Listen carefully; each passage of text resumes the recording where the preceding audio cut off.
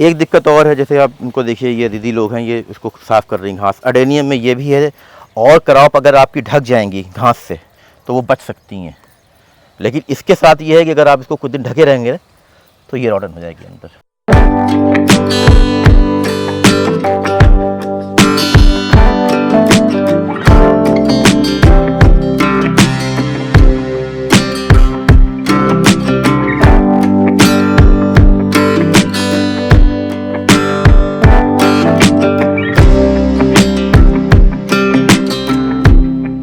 अगर इसको ज़मीन में लगा दिया जाए तो ये काफ़ी 12-12, 13-13 फीट ऊपर चला जाता है ये।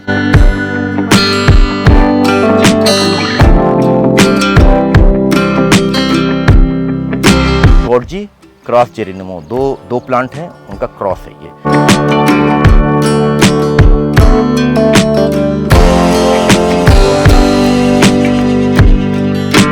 अरेबिकम फ्लावरिंग के लिए नहीं जाना जाता है, अरेबिकम अपने कॉडेक्स के लिए जाना जाता है। जब पेड़ मरने लगता है तो उसके पहले 1-2 सिम्टम देता है आपको। तो इसकी आईडी मैं बता रहा हूँ आपको, आर्सियन ब्लैक है ये।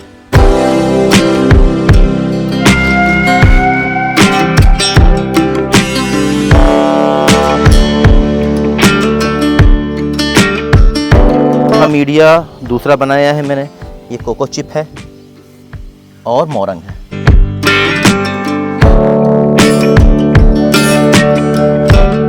तो हेलो फ्रेंड्स, एक बार फिर से स्वागत है आपके अपने चैनल चलो बागवानी करे पे। तो जैसा कि आप जानते हैं कि मेरे चैनल पर चली है लखनऊ सीरीज़। मैं आया हूँ लखनऊ में कवर करने के लिए ढेर सारे टेरेस गार्डन, और इसी बीच मुझे मौका मिला है काफ़ी सारी नर्सरीज़ में भी विजिट करने का। जी हाँ दोस्तों, आज मैं एक ऐसी नर्सरी में आया हूँ जहाँ पे आपको अडेनियम की भरमार मिलने वाली है। काफ़ी सारे एक्जॉटिक प्लांट यहाँ पे आपको देखने के लिए मिलेंगे। और आज मेरे साथ बैठे हुए हैं यावर फारूकी जी, जो कि अडेनियम के हॉबिस्ट हैं, और साथ ही में इनकी नर्सरी भी है जहाँ पे आपको डिफरेंट टाइप के अडेनियम्स मिल जाते हैं। तो चलिए बिना देरी बात करते हैं फारूकी जी से। सर नमस्कार। हाँ, शुक्रिया। Thank you so much sir, आपने मुझे अपनी नर्सरी में इनवाइट किया और मुझे मौका दिया दिखाने का आपकी कलेक्शन को। आपका भी शुक्रिया। सबसे पहले तो सर मैं आपकी जर्नी जानना चाहूँगा कि आप भी एक हॉबिस्ट हैं, अडेनियम हॉबिस्ट, और आज आपकी एक नर्सरी भी है जहाँ पे हर तरह की कलेक्शन है। तो कैसी रही आपकी जर्नी, कैसे स्टार्टिंग हुई थी, कैसे रुझान आया था अडेनियम्स की ओर? नहीं, रुझान तो कब और कैसे आ जाता है पता नहीं चलता जी। जैसे कहावत है कि इश्क होता नहीं, किया नहीं जाता है, हो जाता है। तो 4 साल बाद आपको पता चलता है कि आपको इश्क हुआ है जी। है ना। तब तक तो उसी तरह से गार्डनिंग में या किसी भी चीज़ में ये होता है कि आपको पता नहीं चलता है कि आप कैसे कैसे उस चीज़ में आगे आ गए। फादर को शौक़ था शुरू से, काफ़ी मनी प्लांट वगैरह घर में लगा रखा था उन्होंने, तो बचपन से देखता था। लेकिन ऐसा हुआ कि कुछ वक्त ये हुआ कि फ़ादर तो थोड़ी तबीयत ख़राब हुई उनकी, ऑन बेड हुए, तो उनके साथ रहता था मैं, तो साथ साथ में मैं ये सब सारी चीज़ों को भी करता था। ये 2009-10 की बात है। तो बीज मंगाना एग्जॉटिक की, उसको ग्रो करना, तब कोकोपीट मिलती नहीं थी जी। तो उसको मिट्टी में ग्रो करना, सारी चीज़ें। तो ये सारी चीज़ें उस टाइम के बाद से धीरे धीरे हम होती चाहिए, धीरे धीरे जो चैन बनती गई, अच्छे लोग मिलते गए और सारी चीज़ें होती गई। जी। तो आज सर मैं देख रहा हूँ कि आपके एक्सोटिक प्लांट का बहुत बड़ा कलेक्शन है। जी जी। और अडेनियम्स की हम बात करें तो अडेनियम्स लोगों को ग्रो करना बहुत पसंद है, और जैसे कि हम नॉर्थ इंडिया में रहते हैं, इस एनवायरनमेंट में बहुत अच्छे से ग्रो भी होता है। जी जी। तो अगर मैं जानना चाहूँ आपके पास किस टाइप के अडेनियम्स है? जी, तो अडेनियम्स एक्सोटिक रेंज भी आती है, एक सुपर एक्सोटिक आती है, और एक थोड़ी सी मीडियम लेवल की भी आती है। जैसे मान लीजिए आप 200-250 रुपये के कुछ पेड़ हुए जी, तो वो ग्राफ्टेड जो कि मार्केट में आते हैं जी। उसके ऊपर आप आइएगा तो वो अरेबिकम्स कहलाते हैं, जो सीड ग्रोन होते हैं, वो भी 400, 500, 600 के आसपास आते हैं। लेकिन सुपर एक्सोटिक जो कि हैबिटेट कहलाती है, हैबिटेट मतलब जैसे कि सोकोट्रा आइलैंड है, वहाँ के कुछ प्लांट्स हैं वो वहीं पर होते हैं, तो उनके प्लांट्स काफ़ी कॉस्टली होते हैं। ये 3 रेंज है। तो हमारे पास हायर वाली रेंज अभी कम है, वो अभी हम नहीं रख रहे हैं, वो धीरे धीरे हो जाएगी। लेकिन ये 2 रेंज जो है वो ज़्यादा है। जी। हमारा ज़्यादातर अप्रोच है कि हम बल्क में प्रोडक्शन करें इस सारी चीज़ों का, और वो जो एक्जॉटिक वैराइटीज़ होती है उनका बल्क में प्रोडक्शन जो है वो पॉसिबल नहीं है, क्योंकि वो बहुत ही कॉस्टली बढ़ जाती हैं फिर वो। तो जैसे कि सर आप एक हॉबिस्ट भी हैं जी, और लंबे समय से इस पे काम कर रहे हैं। जी जी। काफ़ी सारे व्यूअर्स ऐसे हैं जिनको अडेनियम को लेके काफ़ी कन्फ्यूज़न रहती है, तो मैं आपसे रिक्वेस्ट करूंगा कि आज की वीडियो में आप अपनी कलेक्शन तो हमारे व्यूअर्स को दिखाएं, लेकिन साथ ही में उनको गाइड करें कि आखिर अडेनियम वो कैसे ग्रो करें, केयर वगैरह, वाटरिंग, सॉइल मिक्सचर, जो भी चीज़ें हैं अडेनियम से रिलेटेड। और आपका तो यूट्यूब चैनल भी है जिस पे आप वीडियोस वगैरह डालते हैं, तो मैंने देखा है इस पर न्यूट्रिशन वगैरह पे भी आपने काफ़ी नॉलेज दी है। जी जी। तो मैं चाहूँगा वो सारी चीज़ें आज की वीडियो में हम कवर करें, ताकि जो भी व्यूअर हैं अडेनियम के बारे में कुछ भी कन्फ्यूज़न रहती है वो सारी क्लियर हो जाए। फ्रेंड्स चलिए बिना देरी शुरू करते हैं आज की वीडियो में। आपको दिखाऊंगा सर की सारी कलेक्शन, बात करेंगे हम अडेनियम्स पे। और अगर अभी तक आपने इंस्टाग्राम पे फॉलो नहीं किया तो जाके फॉलो करें, क्योंकि सर के साथ में कुछ रील्स भी बनाने वाला हूँ जो कि आपको इंस्टाग्राम पे देखने के लिए मिलेगी। उसमें भी आपको काफ़ी नॉलेज मिलने वाली है। साथ ही मैं जाने वाला हूँ फेसबुक पे लाइव, क्योंकि काफ़ी सारे फ्रेंड्स हैं जो कि हमें लाइव देखना चाहते हैं, तो मैं फेसबुक पे लाइव जाऊँगा और आपको भी पता लग जाता है कि मैं अभी कौन से स्टेट में और कौन सी नर्सरी में, कौन से टेरेस गार्डन पर शूट कर रहा हूँ। तो आप जाके उन दोनों जगह पर फॉलो करिएगा, लिंक आपको मिलने वाला है डिस्क्रिप्शन में। तो चलिए बिना देरी शुरू करते हैं आज की वीडियो। आपके जो व्यूवर्स हैं उनको मैं बताना चाहूँगा अडेनियम है क्या। तो ये कुछ पेड़ हैं मेरे, जो ये मदर प्लांट के सेक्शन है। तो आप क्लियर देख सकते होंगे कि ये दूसरे टाइप का दिख रहा होगा आपको, वो दूसरे टाइप का दिख रहा होगा। वो अरेबिकम कहलाता है और ये ओबेसम कहलाता है। वो सीड ग्रोन है, लेकिन यहाँ पर आपने देखा होगा कि यहाँ पे एक जॉइंट है। तो होता ये है कि ये तो कॉमन प्लांट है, लेकिन इसके ऊपर यहाँ पे सियॉन लगाकर इसको ग्राफ्ट कर दिया जाता है। एक जोड़ है ये, तो इससे डिफरेंट टाइप के कलर्स इसमें चले आते हैं। लेकिन वो अरेबिकम है, उस तरफ देखिए वो अरेबिकम है। उसमें फ्लावर तो छोटे रहेंगे, लेकिन ये कि उसका कॉर्डेक्स बड़े होते हैं और मल्टी ब्रांच हो जाते हैं। नेचर की अगर बात करते हैं अडेनियम की, तो अडेनियम को ये है कि ड्रेन्ड सॉइल पसंद है, काफ़ी ड्रेन्ड सॉइल पसंद है। लेकिन ड्रेन्ड सॉइल के साथ साथ न्यूट्रिएंट भी पसंद है, स्लो रिलीज न्यूट्रिएंट पसंद है उसको, जैसे कि वर्मी कंपोस्ट वगैरह हुआ या काऊ डंग हुआ, रॉटन काऊ डंग हुआ, लेकिन स्मॉल क्वांटिटी में, कि उसमें जो मीथेन गैस होती है जो प्रोड्यूस होती है वो ऑलरेडी वो साइकिल कंप्लीट हो चुका हो। अगर आपने पॉट में लगाया उसको और वो साइकिल कंप्लीट नहीं हुआ है मीथेन गैस का, तो प्लांट जो है वो डेड हो जाएगा। एक नेचर और है उसका कि जब आप उसको ट्रांसप्लांट करते हैं तो उसको ट्रांसप्लांट शॉक बहुत लगता है। एग्जाम्पल मैं दिखा दे रहा हूँ आपको। ये लगभग 2 साल से ऊपर का पेड़ था और ये ट्रांसप्लांट अभी किया गया और ये रॉटन हो गया, ये रॉट हो गया, ये शॉक लगा था इसको। इसका कुछ वो नहीं, ये है नेचर में है इसके। ये यहाँ से आप देख सकते हैं इसको, ये चला गया। ये ड्रेन सॉइल है, सब कुछ है। दिक्कत ये हुई वेदर जो है फिजिबल नहीं है। बीच में भी लखनऊ में गर्मी बहुत ज़्यादा पड़ गई, तो अंदर जो है सॉइल जो होती है वो पूरी उबलने लगती है। तो जब आप ट्रांसप्लांट कीजिए इसको, किसी भी प्लांट को, तो पहले कुछ दिन शेड में रखिए उसको, अच्छे से उसको पनपने दीजिए, उसकी जड़ को जो, और धीरे धीरे पानी डालिए। बहुत स्मॉल अमाउंट में पानी चाहिए होता है, शुरुआत में 2 दिन तो पानी ही नहीं चाहिए होता है, लेकिन शेड चाहिए उसको। 15, 20, 25 दिन आप उसको रखिएगा उसको पार्शियल शेड में, तब जो है वो उसको आप बाहर करें, तब ताकि उसकी रूट जो है वो अच्छे से पकड़ ले अंदर। वरना ये रिजल्ट होता है, क्योंकि ओवर हीट से पेड़ चले जाते हैं ये सारे। जैसे मैंने उधर दिखाया था, तो ये सॉइल मिक्स है। शायद अगर थोड़ा नज़दीक से आप देखें तो इसमें मोरंग मिली है और मिट्टी मिली है, थोड़ी सी गोबर की खाद मिली है बस। 60% मोरंग मिली है इसमें, 40% सॉइल है और 10% 20% जो है वो गोबर की खाद है।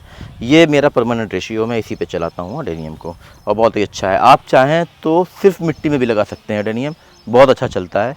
लेकिन कभी कभी जाड़े की बारिश में, जाड़े में भी नहीं, जाड़े की बारिश में दिक्कत हो जाती है, क्योंकि उस वक्त प्लांट रहता है डॉर्मेंसी में, और वो प्लांट जो है वाटर को एवापोरेट नहीं कर पाता है। डॉर्मेंसी में है वो, तो पानी तो आ रहा है लेकिन वो थ्रू द लीफ वो एवापोरेट नहीं कर पाता है, तो ऊपर से भी डाइवैक होता है और नीचे से भी होता है। तो ये प्रॉब्लम हो जाती है अगर आप मिट्टी में लगाते हैं तो।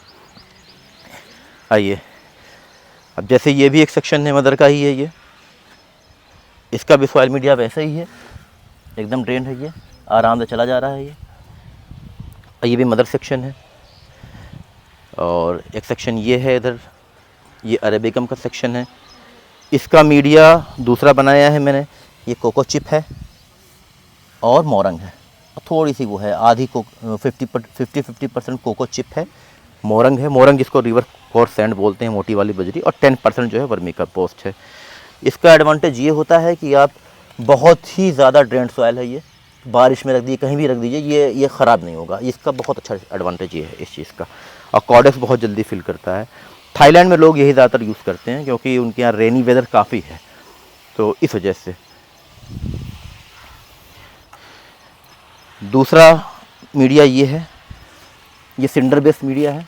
तो कुछ लोग कुछ अलग रेशियो यूज़ करते हैं, कुछ अलग। मैं भी 50% यूज़ करता हूँ, 50% सिंडर यूज़ करता हूँ, थोड़ी मोरंग यूज़ करता हूँ उसमें 20%, और थोड़े काउडंग कंपोस्ट यूज़ करता हूँ। ये सिंडर का मीडिया है। मोस्टली लोग 90% से ऊपर सिंडर जो है इसमें यूज़ करते हैं, लेकिन मेरा नहीं है, मैं 90% सिंडर नहीं यूज़ करता हूँ। ये भी अरेबिकम के सेक्शंस हैं। अब अरेबिकम में ये होता है कि शुरुआत में सब एक जैसे दिखाई पड़ते हैं, सब एक जैसे दिखाई पड़ेंगे। मिसाल के तौर पे ये प्लांट उठा के देख लें अगर आप, तो इसकी आईडी मैं बता रहा हूँ आपको, आर्सियन ब्लैक है ये, ठीक है। और बाकी सब उठाएंगे एक जैसे लगेंगे, लेकिन ये 2 साल के बाद जो है ये प्लांट अपनी रंगत दिखाने लगते हैं, ये डिफ़र होने लगते हैं। बहुत लोग अक्सर क्वेश्चन करते हैं कि अरेबिकम्स जो हैं वो एकदम एक जैसे दिखाई पड़ते हैं। अगर वो सामने आपके जो पेड़ रखा है उसकी बात की जाए, ये मैं उठाता हूँ तो ये है जीजी, ये सुपर कॉम्पैक्ट प्लांट है। गॉर्जी क्रॉस जेरेनिमो, दो प्लांट हैं, उनका क्रॉस है ये। ब्लैक स्किन होगी और सुपर कॉम्पैक्ट होगा ये प्लांट।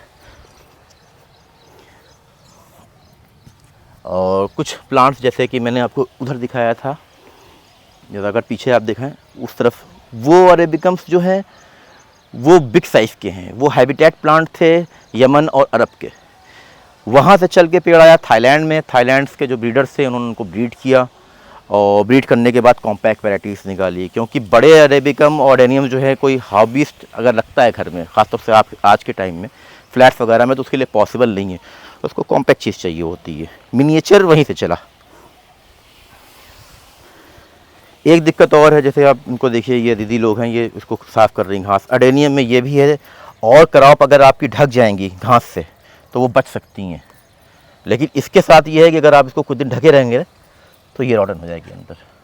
ये एक बहुत ही मेन पॉइंट बता रहा हूँ, डेंजरस चीज़ है ये अडेनियम के लिए स्पेशली। और क्रॉप बच जाएगी आपकी, लेकिन ये नहीं बचेगी, ये मर जाएगी।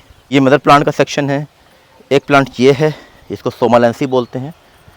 तो ये बड़ी हाई वैरायटी होती है, जिनको बड़े प्लांट का शौक़ होता है, ये ऊपर जाती है। इसको ट्रांसप्लांट करना है, अगर इसको ज़मीन में लगा दिया जाए तो ये काफ़ी 12-12, 13-13 फीट ऊपर चला जाता है। ये कुछ अरेबिकम्स ये हैं। शैलो पार्ट्स में लगाना बेहतर होता है। ये लगभग 3 साल के ऊपर के होंगे ये। और इनका भी मीडिया अगर आप नज़दीक से देखें तो ये एकदम मोरंग के उसमें है। ये कॉम्पैक्ट है, इसको अभी रिप्लांट करना है। ये जितना शैलो पॉट में लगाएंगे आप, तो रूट उसकी नीचे नहीं जा पाएगी।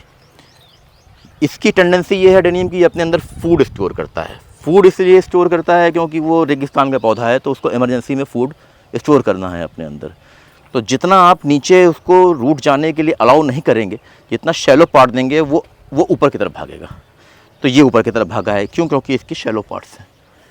लेकिन इसके केस में ऐसा नहीं है। आपको इसका कॉडेक्स नहीं दिखाई पड़ रहा होगा, इस पोर्शन को कॉडेक्स कहते हैं। ये नहीं दिखाई पड़ रहा होगा, ये इसके अंदर है, क्योंकि मैंने इसको गहरा दे रखा है। शुरुआत में ये करना चाहिए कि आप पेड़ को बढ़ाइए, और उसके बाद में जब वो 1-2 साल का हो जाए तब आप उसको शैलो पॉट में रखिए। शुरू से ही शैलो पॉट में मत रखिए, वरना वो जो है अच्छे से ग्रो नहीं करता है। फिर उसकी ब्यूटी जो है वो अच्छे से दिखाई पड़ती है। इनमें घास है काफ़ी, तो इस वजह से शायद मैं शो ना कर पाऊँ आपको, लेकिन दिखाने की कोशिश करता हूँ। और ये बिग फुट है, ब्लैक स्किन है। अगर इसके ऊपर पानी जब पड़ता है तो थोड़ा, ये अरेबिकम में ये है कि रेड स्किन, ब्लैक स्किन। अरेबिकम फ्लावरिंग के लिए नहीं जाना जाता है, अरेबिकम अपने कॉडेक्स के लिए जाना जाता है। इसका शौक़ लोग करते हैं। तो अच्छे जो ब्रीडर हैं वो हर साल नई नई ब्रीड्स निकाला करते हैं। अब जैसे ये डिफरेंस की अगर बात करते हैं हम लोग कि अरेबिकम में और रोबस्टम में डिफरेंस क्या है, तो पहला डिफरेंस है तो ये देख लीजिए, कॉम्पैक्ट है। पहला प्लेयर कॉम्पैक्ट है, जो दूसरी वैरायटी उधर रखी है वो नॉन कॉम्पैक्ट है। पहला पॉइंट ये, उसमें आप ग्राफ्ट कर सकते हैं। जो बड़े वाले पेड़ हैं अरेबिकम के, जो ट्रू स्पीशीज़ हैं, जो अरब से निकली हैं, यमन से निकली हैं, लेकिन आप इसमें ग्राफ्ट नहीं कर सकते हैं। ये थाईलैंड पहुंचने के बाद वहाँ के ब्रीडर ने ब्रीड्स किया, उसको थोड़ा सा कॉम्पैक्ट बनाया। ये ब्लैक स्किन का है, इसका नाम है गॉर्जी क्रॉस रेड बैंगल। अडेनियम अरेबिकम का शेप के लिए जो इसकी वैल्यू होती है, जैसे ये सिमेट्रिकल है, आप चारों तरफ से इसकी ब्रांच बराबर देख रहे हैं, ठीक है, ये इसकी वैल्यू बढ़ाता है। ऊपर से आप इसको अगर ऐसे देखेंगे तो ये सिमेट्रिकल है, ये चारों तरफ सिमेट्रिकल। अगर इसकी एक ब्रांच इधर 2 कम हुई होती तो इसकी वैल्यू डाउन हो जाती। अरेबिकम की वैल्यू उसकी स्किन और इसके सिमेट्री की वजह से होती है, बस यही इसकी क्राइटेरिया है। ये ओबेसम पे ग्राफ्ट किया, डिफरेंस। अब सवाल ये पैदा है, बहुत लोग ये पूछते हैं कि अरेबिकम पे ग्राफ्ट कर सकते हैं कि नहीं कर सकते। बिल्कुल कर लीजिए, किसी ने नहीं रोका है आपको। लेकिन अरेबिकम में ये होता है कि नीचे से ब्रांच बहुत निकलती हैं, तो इस वजह से लोग उसको अवॉइड करते हैं, बार बार नीचे कट करना पड़ता है। ओबेसम है ये, तो ओबेसम के ऊपर हमने ये ग्राफ्ट कर रखा है, तो नीचे से ब्रांचिंग नहीं निकलती है।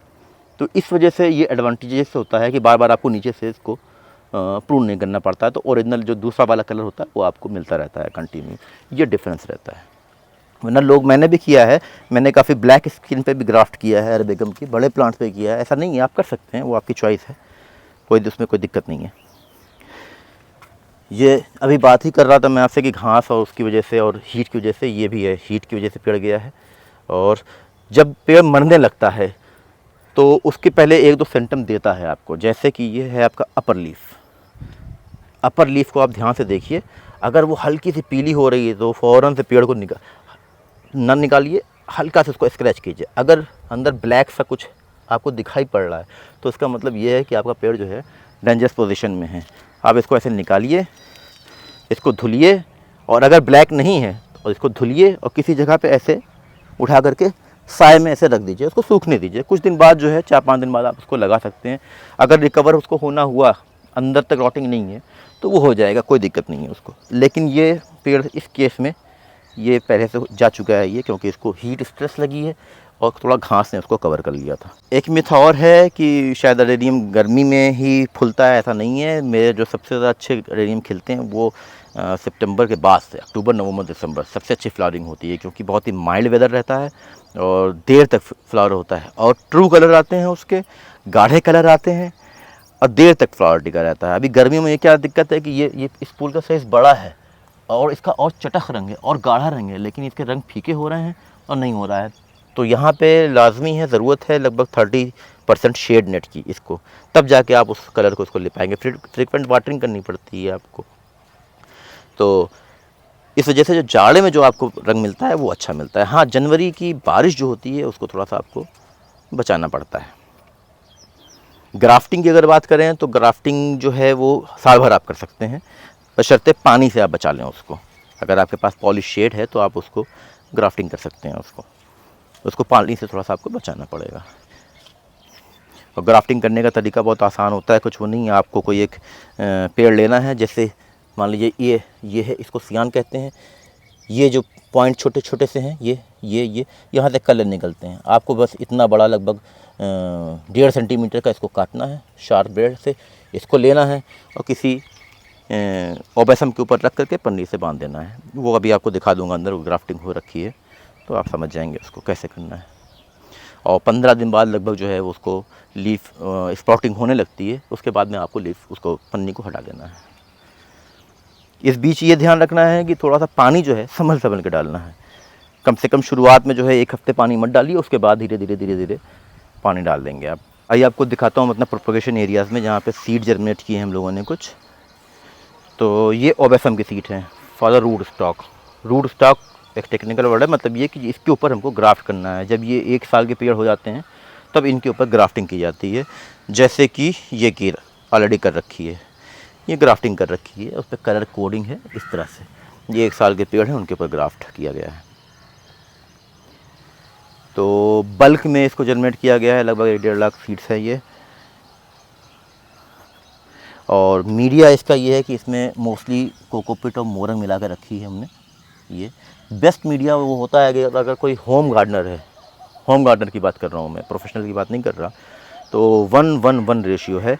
1 रेशियो है कोकोपीट का, 1 रेशियो है किसी अच्छे कंपोस्ट का जो रॉटन हो, वेल रॉटन हो, कोई भी ले लीजिए, और 1 जो है मोरंग, रिवर कॉर्सेंट, उसको कीजिए। और सीड्स को उतना ही कवर कीजिए कि जितनी उसकी हाइट होती है सीड की, उतना ही कवर कीजिए। जब वो स्प्राउटिंग करने लगे तब उसके ऊपर धीरे धीरे आप और मटेरियल ऐड करते जाइए। 24 घंटे आप सीड्स को भिगो भी सकते हैं ताकि जर्मिनेशन में उसको आसानी होगी। जैसे घर में लोग चने भिगोते हैं, थोड़ा सा वाइट दिखने लगता है उसका अखुआ, उस तरह से जब होने लगे तो आप सीड जर्मिनेट कर दीजिए, वो आराम से हो जाती है। जैसे ये सारे मटेरियल जो हैं, ये सारे मटेरियल्स हैं, ये जो हैं 1:1:1 के रेशियो में हैं। ये कोको चिप मैंने इसमें लगा रखी है, जैसे ये देखिए, जिसके ऊपर कोको चिप रखी है। इस वजह से रखी है क्योंकि बाद एवापोरेशन ना हो। एडेनियम जो है उसको पानी चाहिए होता है बहुत ज़्यादा, क्योंकि ये देखिए मोटा होने लगा। वैरायटी मैं बता दे रहा हूँ, एक कलामे है। कलामे एक एक्सोटिक वैरायटी है ब्लैक स्किन की। ये थाईलैंड के एक ब्रीडर है, उनसे सीड ली गई थी। तो इसको मल्च कर दिया जाता है। मल्च इस वजह से किया जाता है कि बार बार आपको फ्रीक्वेंट वाटरिंग ना करनी पड़े। फ्रीक्वेंट वाटरिंग का मतलब ये होता है प्लांट में डिजीज़ का नहीं होता। अगर आप फ्रीक्वेंट वाटरिंग करेंगे तो प्लांट में डिजीज़ उतनी ही ज़्यादा आएगी। ये भी सीड उसी तरह से जनरेट किए गए हैं 1:1 के रेशियो में, लेकिन ये नहीं किए गए हैं क्योंकि बल्क में करना था, उतना फिजिबल नहीं होता हमारे लिए। तो और जल्दी भी है। नर्सरी का काम और होता है और हॉबीज गार्डनर के उसके लिए अलग होता है। टाइम टू टाइम इसमें फंगीसाइड चाहिए होती है, टाइम टू टाइम इसमें न्यूट्रिएंट चाहिए होता है, टाइम टू टाइम इसमें इंसेक्टिसाइड चलता है। अभी इसमें माइट्स लग रहे थे तो माइट्स के लिए डाला जाता है ओमाइट वगैरह है, और टैफगोर वगैरह डाला जाता है थ्रिप्स वगैरह के लिए, कुछ लगते हैं कीड़े। तो लीफ जो है वो थोड़ी सी सही होती है। आप इसकी लीफ की सेहत देख करके आप अंदाज़ा लगा सकते हैं कि प्लांट जो है किस तरह से चल रहा है। लीफ में हल्का सा डाउन साइड हुई लीफ तो आपकी माइट है, ऊपर अपर टाइप साइड में कर्ल हुई तो इसका मतलब वो थ्रिप्स वगैरह है, कुछ है। माइटिसाइड्स हमेशा अकेले डालिएगा, माइटिसाइड्स कंपेटेबल नहीं होता है किसी और चीज़ के लिए। फंगस का बहुत इन्फेक्शन होता है इसमें, तो फंगिसाइड जो है वो 15-15 दिन पे पड़ता रहता है। लोग साफ़ ज़्यादा डालते हैं, लेकिन मैं साफ़ कम यूज़ करता हूँ। एक यूपीएल कंपनी का है, मैं यूज़ करता हूँ रिडेमल गोल्ड, सिजेंटा कंपनी का एक प्रोडक्ट है, बहुत ही रिलायबल प्रोडक्ट है वो। थोड़ा महंगा है लेकिन रिलायबल है। अब जैसे ये पेड़ लगे हैं, इनको ट्रांसप्लांट करना है इस तरह से, इस तरह से।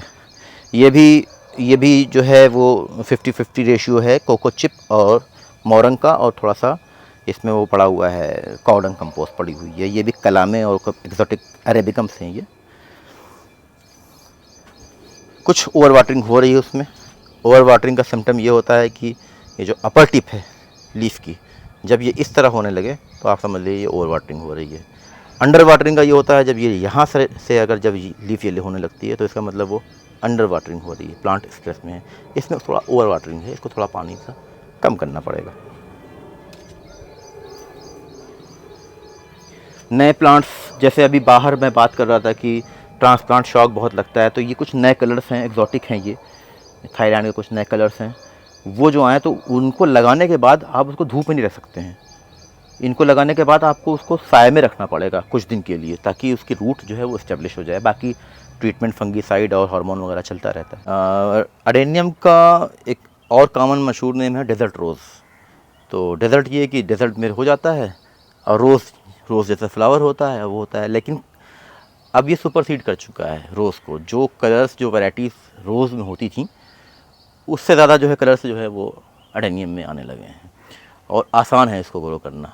रोज़ के बनस्बतन रोज़ पे बहुत डिजीज़ लगती है, और सिर्फ आप जाड़े में आप कर पाएंगे। ये साल भर होता है, सिर्फ जाड़े में नहीं होगा, जनवरी के महीने में। जैसे एग्जांपल है ये ब्लैक स्वान, ये एक एक्जॉटिक प्लांट है। ये अभी इतना डार्क देख रहा है, लेकिन जाड़े में ये और डार्क दिखेगा। ये दूसरी वैराइटीज़ हैं। ये सारे कलर्स जो हैं वो बहुत ही एक्जॉटिक हैं ये। और थाईलैंड वाले हैं, वहाँ पे कुछ बड़े फर्म हैं, वो ब्रीड करते हैं इनको। हर साल जो है वो नए नए कलर जो है वो लॉन्च करते रहते हैं। ये सारे कलर्स हैं। यहाँ पर गुल की महक में लगभग 200 से ऊपर कलर होंगे। टाइम टू टाइम जो है वो अवेलेबल रहते हैं। ये कुछ बोगनवेलियास हैं जिनको आईडी के हिसाब से हैं। ये कॉमन बोगनवेलियास नहीं हैं, ये सारी थाई वैराइटीज़ हैं। ये तो ये मंगाया गया है बाहर से, इनका प्रोपोगेशन करना है यहाँ पे। अभी नॉट फॉर सेल है, लेकिन कुछ टाइम में ये अवेलेबल हो जाएंगी। जैसे कि ये है, अब उनकी आईडीज़ वहाँ पे लिखी होगी नीचे उसके कि क्या है ये। एक और एक्जॉटिक वैराइटीज़ है, ये हैबिटेट सीड से ग्रो किया गया है। इसको बोलते हैं नोवा तंजानिया का प्लांट है ये। तो मोस्टली उधर ही से ही सारे प्लांट की ओरिजिन है ये। इसका ये भी इसके कॉडेक्स के लिए उगाया जाता है। इसके जो हैबिटेट प्लांट्स होते हैं जो वहाँ से लोग इंपोर्ट करते हैं वो काफ़ी महंगे मिलते हैं, 35-40 हज़ार रुपये के मिलते हैं ये तो अभी। लेकिन इतना हर इंसान अफोर्ड नहीं कर सकता, तो इस वजह से यहाँ के सीड ग्रोन हुए प्लांट्स लोग लेते हैं। नीचे से इसमें ब्रांचिंग आने लगती है। ग्राफ्टिंग के बारे में बात कर रहा था कि ओबेसम पे क्यों होती है, अरेबिकम पे क्यों होती है। तो जैसे ये आपका अरेबिकम चल रहा है, तो अगर आपको इस पर ग्राफ्ट करनी है तो आप इसको बना लीजिए पेड़, और ये ब्रांच छोटी छोटी जो हैं इसको ट्विक कर दीजिए। आपको 3 3 6 7 ब्रांच मिल गई। इसको थोड़ा और मोटा होने दीजिए, आप इसके ऊपर ग्राफ कर सकते हैं। यहाँ से ब्रांचिंग नहीं निकलेगी इसमें। दूसरा अरेबिकम ये है, जैसे कि ये है, तो आप इसमें भी जो है यहाँ ग्राफ्ट कर सकते हैं। तो आपका एक मास्टरपीस बहुत ही शॉर्ट टाइम में वो रेडी हो जाएगा। ऐसा नहीं है, ये जो मिथ है कि अरेबिकम पे ग्राफ्टिंग नहीं होती है। बस ये है कि उसमें जो स्पीशीज़ आपको सेलेक्ट करनी है वो कौन सी तो होनी फ्रेंड्स, चाहिए। कैसी लगी वीडियो पसंद आए तो लाइक करना, शेयर करना, कमेंट करना। आज मैंने आपको फारूकी जी का कलेक्शन दिखाया, उनकी नर्सरी दिखाई। यहाँ पे काफ़ी बड़े लेवल पे प्रोडक्शन कर रहे हैं, प्रोपोगेट कर रहे हैं एडेनियम्स को, और काफ़ी सारी एक्जोटिक वैरायटी भी है इनके पास। साथ ही मैं आपको बताना चाहूँगा, अगर आप इनसे शॉपिंग करना चाहते हैं तो इनके पास ऑनलाइन फैसिलिटीज़ भी अवेलेबल हैं। आप घर बैठे ऑनलाइन मंगा सकते हैं। डिस्क्रिप्शन में मैंने इनका नंबर डाल दिया, तो आप इनसे ईजिली कॉन्टैक्ट कर सकते हैं। साथ ही में अभी मेरे चैनल पर चल रही है लखनऊ सीरीज़। एक बार फिर से आप लोगों को बताना चाहूँगा कि लखनऊ सीरीज़ चल रही है। मैं वहाँ लखनऊ में कवर करने के लिए ढेर सारे टेरेस गार्डन, काफ़ी सारी वीडियोस मैं अपलोड कर चुका हूँ और काफ़ी सारी वीडियोस अभी अपलोड करना बाकी है। तो आप मेरे चैनल पे यूं ही बने रहें। अगर आपको पसंद है नर्सरी और गार्डनिंग वीडियोस देखना, टेरेस गार्डन विजिट की भी काफ़ी वीडियोस मेरे चैनल पे आती हैं। अगर इस टाइप की वीडियोस देखना आपको पसंद है तो आप चैनल को अभी के अभी सब्सक्राइब करें। साथ ही बने बेल आइकन पर क्लिक करना ना भूलें। और इंस्टाग्राम पर फॉलो नहीं किया तो वहाँ पर जाकर ज़रूर फॉलो करें, क्योंकि मैं काफ़ी सारी ब्यूटीफुल रील्स के साथ अपने इंस्टाग्राम हैंडल पर भी आता रहता हूँ। साथ ही मैं जाता हूँ फेसबुक पर लाइव। जब भी किसी गार्डनर के पास विजिट करता हूँ तो एक बार फेसबुक पर लाइव ज़रूर जाता हूँ। तो अगर आप देखना चाहते हैं मैं कौन से स्टेट में शूट कर रहा हूँ तो जाके फेसबुक पे भी ज़रूर लाइक करिए। दोनों के ही लिंक आपको डिस्क्रिप्शन में मिलने वाले हैं, तो वहाँ पे जाके आप फॉलो और लाइक कर सकते हैं। और साथ ही में यूट्यूब चैनल को ज़रूर सब्सक्राइब करिएगा, बेल आइकन पे भी क्लिक करिएगा। जब भी वीडियो डलेगी आपको तुरंत नोटिफिकेशन आने वाला है। सो फ्रेंड्स, मिलता हूँ लखनऊ सीरीज़ के किसी और एपिसोड में। तब तक के लिए बाय बाय। प्लांट को जब आप ब्रीड करते हैं तो उसको कम से कम प्लांट को 1-2 साल रखना पड़ता है, और 2-3 मतलब ओपन में, अंडर शेड, सेमी शेड, कैसे वो बिहेव कर रही है।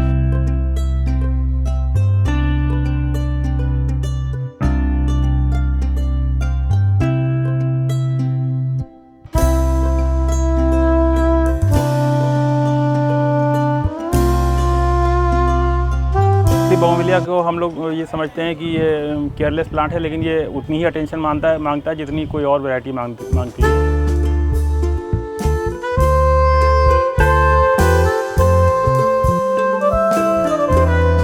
अभी इन पे मतलब टेस्टिंग चल रही है? हाँ, इन पे टेस्टिंग चल रही है। ओके।